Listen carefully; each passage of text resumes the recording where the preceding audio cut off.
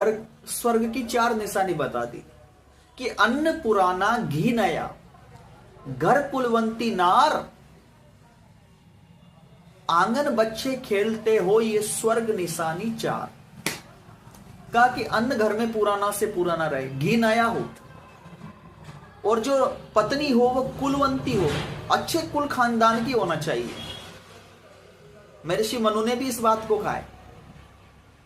और चाणक्य महाराज ने तो यहां तक कहा कि अच्छे खानदान में यदि रूपहीन कन्या भी हो जाए, अच्छे खानदान में अगर कन्या रूपहीन है, कुरूप है, तो उसको भी अपना लेना चाहिए।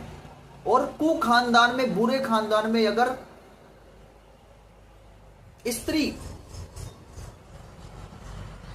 रूपवती तो है लेकिन उसका कुल अच्छा नहीं है, उसके लक्षण अच्छे नहीं, तो उसको भी त्याग देना चाहिए। अर्थात गुणों की पहचान करो। गुणों से स्वर्ग बनता है, रूप से नहीं।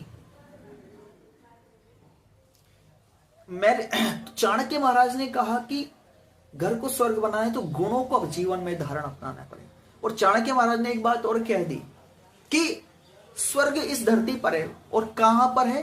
कहा कि जिसकी पत्नी बात मानने वाली हो, जिसकी पत्नी बात मानने वाली हो, जिसका पुत्र आज्ञाकारी हो, और जो अपने कमाए हुए धन से संतुष्ट हो, अर्थात संतोषी हो, उस व्यक्ति के लिए तो इस धरा पर ही, इस पृथ्वी पर ही सुख है। उसको सुख ढूंढने के लिए बाहर कहीं नहीं जाना। जिसकी पत्नी बात मानने वाली हो, जिसका पुत्र आज्ञाकारी हो, और जो संतोषी स्वभाव का व्यक्ति, उसके लिए इसी धरती पर स्वर्ग है। ये चाणक्य महाराज ने लिखा चाणक्य नीति में। तो स्वर्ग को हम कहीं बाहर ना ढूंढे, अपने घरों को ही हम स्वर्ग बना सकते हैं। बस घर को स्वर्ग बनाने के लिए हमें अपने व्यवहार को ठीक करना पड़ेगा।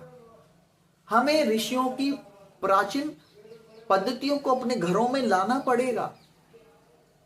अगर हमारे घरों में यज्ञ होते हैं तो यज्ञ घर में होंगे तो उससे बच्चों में अच्छे संस्कार बनेंगे, बच्चों में अच्छाइयां आएगी, वो अच्छाइयां उनके जीवन में आने से वो अच्छे बनेंगे। तो बच्चों के जीवन में अगर अच्छाइयां आएगी, वो अच्छे बनेंगे। कैसे? जब घर में हवन होगा। तो अगर घर में हम अच्छी चीजों को लाएं, घर में अगर हम यज्ञ करने लग जाए, तो घर में सुगंधी फैल जाएगी।